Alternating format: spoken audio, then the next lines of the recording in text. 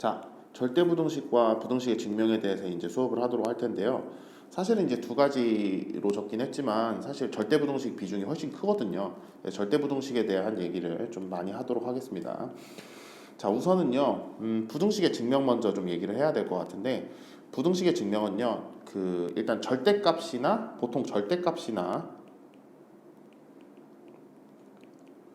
루트가 나오는 부등식을 보통 증명을 시킵니다.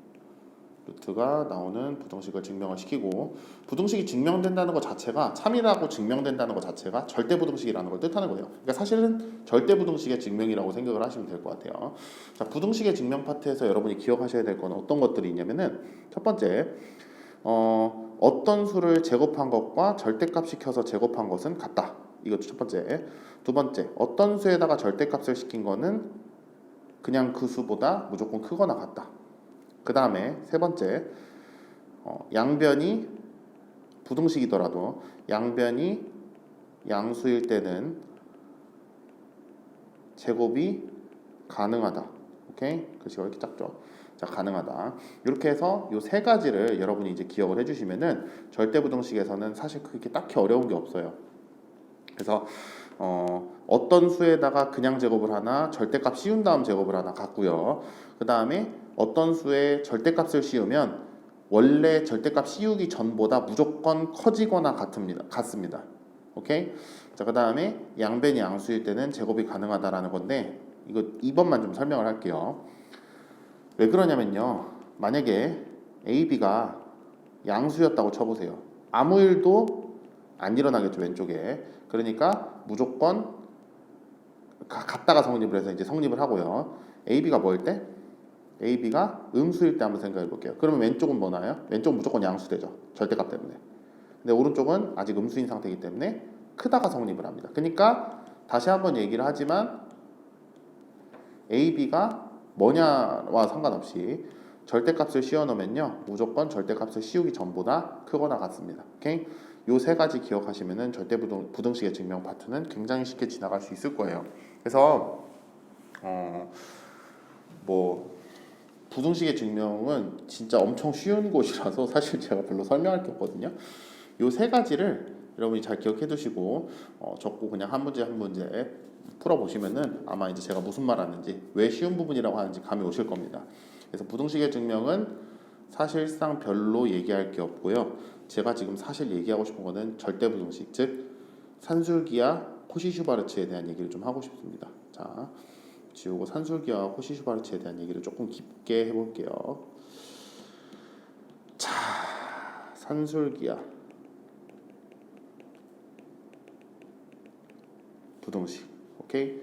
자, 산술기와 부등식, 첫 번째 절대부등식, 여러분이 배우는 중요한 절대부등식 두 가지. 첫 번째 산술기와 부등식, 그 다음 두 번째는 코시-슈바르츠 부등식.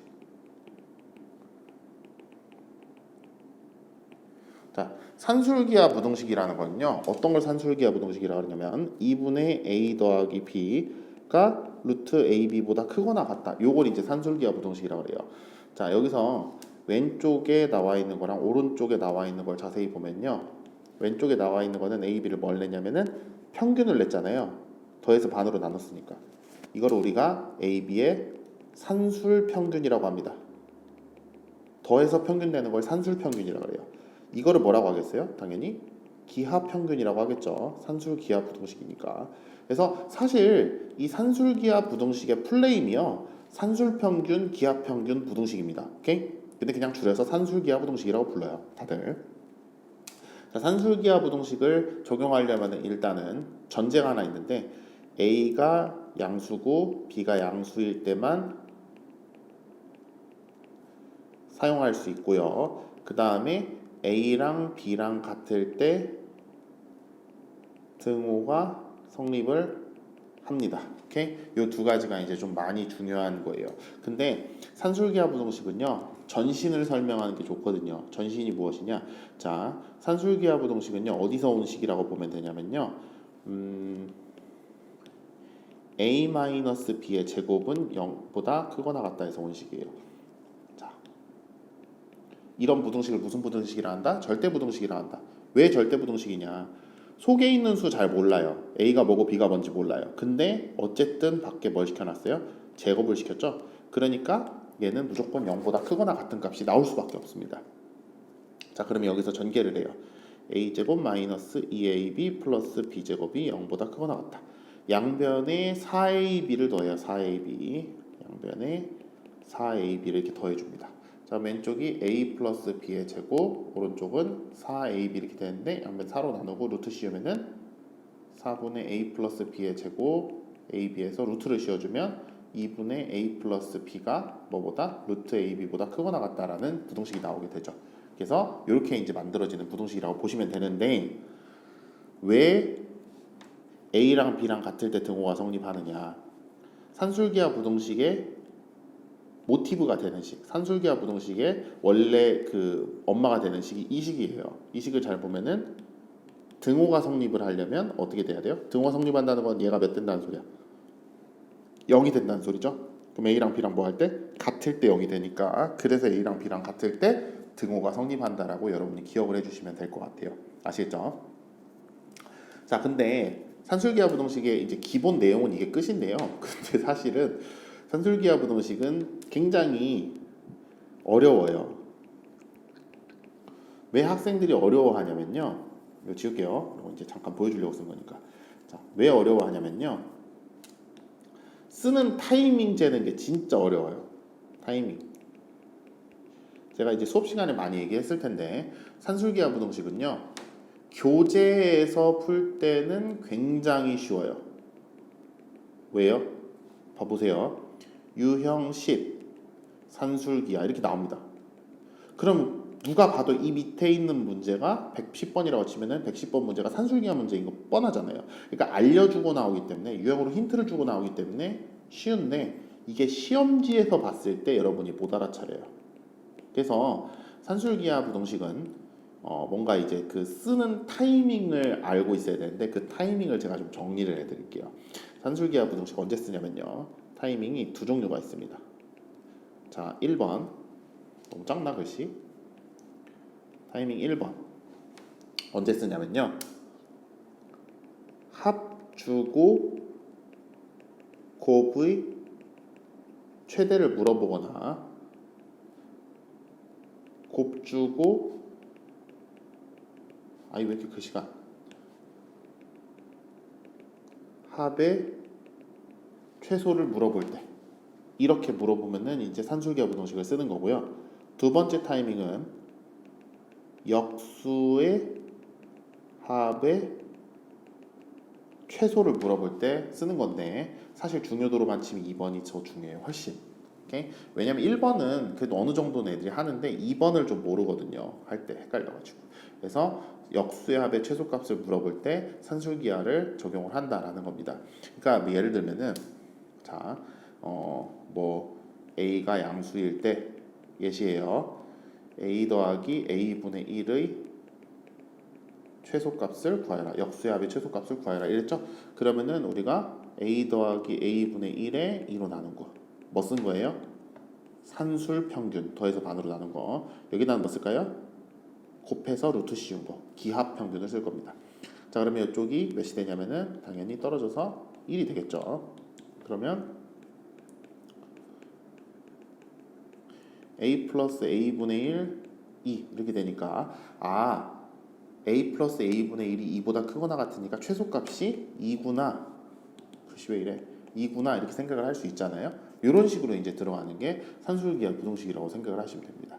그래서 기본적으로 산술기하 부등식은 뭐와 뭐의 관계냐면 합과 곱의 관계라고 여러분이 생각을 하실 수가 있어요. 오케이? 합과 곱의 관계. 그래서 산술기하를 쓰는 타이밍을 제가 지금 알려드렸으니까 요거를 잘 적어두셨다가, 잘 기억하고 적어두셨다가 사용을 하시면 될 것 같아요. 자, 이런 식으로 이제 이루어지고요. 자, 그 다음에는 코시-슈바르츠 부등식인데, 코시-슈바르츠 부등식은 여기에 웬 1차식이 나오고요, x 플러스 by의 제곱이 이렇게 나오고, 여기에 x제곱 y제곱 그 다음에 a제곱 b제곱 해가지고요, 여기 지금 보면은 여기 지금 a랑 b가 여기 이렇게 제곱이 돼서 들어가 있고 그 다음에 x랑 y가 이렇게 분리돼서 들어가 있죠. 그러니까 요 오른쪽에 이제 몇 차식이 나오는데 1차식이 나오는데 1차식을 이렇게 한글 다 두 개씩으로 분리해서 제곱 쓰고 제곱 썼을 때 성립하는 부등식이 코시-슈바르츠 부등식이라고 생각을 하면 됩니다. 그러니까 예를 들면 어떻게 쓰냐면요. 요 위에가 2x 플러스 4y의 제곱 이렇게 써 있잖아요. 그러면은 그냥 x제곱 플러스 y제곱 쓰시고요. 저 앞에 개수가 얼마죠? 2랑 4니까 2의 제곱 더하기 4의 제곱 이런 식으로 이제 써주시면 되는 거예요. 그러니까 되게 쉬운 부등식입니다. 코시-슈바르츠 부등식은 외우기만 하면 돼요. 자, 그리고 이제 코시-슈바르츠 부등식은 언제 등호가 성립하냐면 a분의 x랑 b분의 y랑 같을 때 등호가 성립하는데 거의 물어보진 않아요. 뭐 물어보는 문제집도 있는데 거의 안 물어봅니다.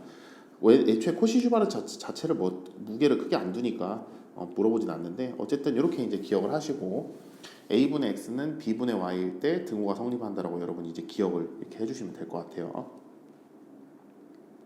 네, 그래서 요게 왜 그런가는 요게 왜 되는가는 제가 설명을 안 할 거예요. 왜냐면 안 중요한 포인트라서 외우시면 됩니다. 자, 그럼 코시-슈바르츠 부등식까지 이제 설명을 했는데 코시-슈바르츠 부등식이 이제 변형해서 어떻게까지 사용이 될 수 있냐면은 이건 좀 많이 심화 버전인데요. 그 저번에 수업 시간에 한번 얘기했어요. 자, 뭐 예를 들어서 코시-슈바르츠 부등식을 예를 들어서 한번 써볼게요. 자, 예시 1번은 완전 기본 문제로 풀 겁니다.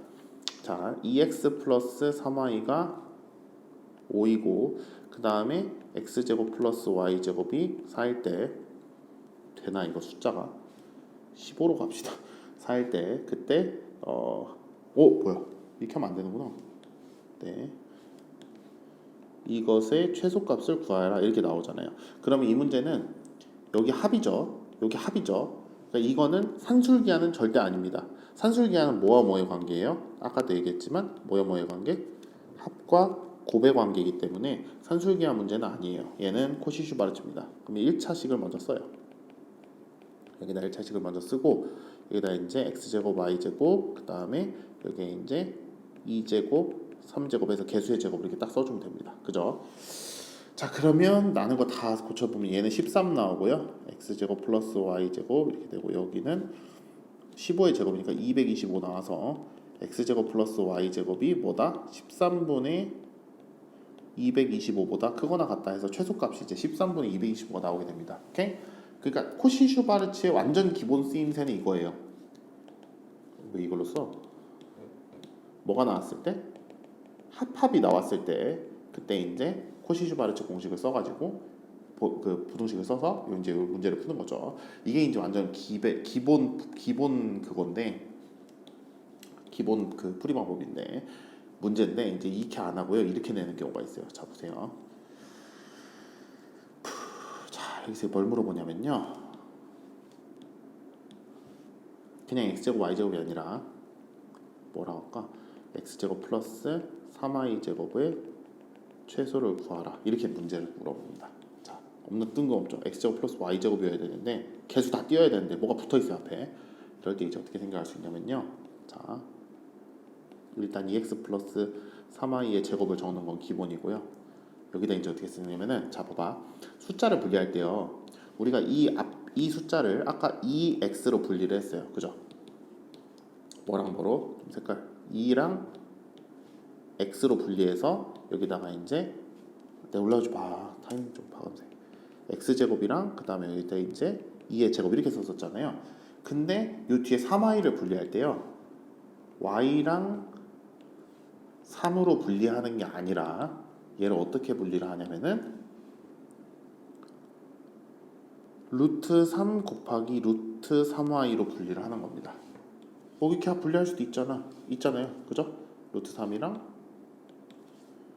루트 3y 이렇게 분리할 수 있잖아요. 어차피 곱하면 다시 3y 되니까. 맞죠? 자 그러면 루트 3y의 제곱이 얼마죠? 3y 제곱. 그죠? 글씨가 좁아서 이상하게 써진다. 3y 제곱.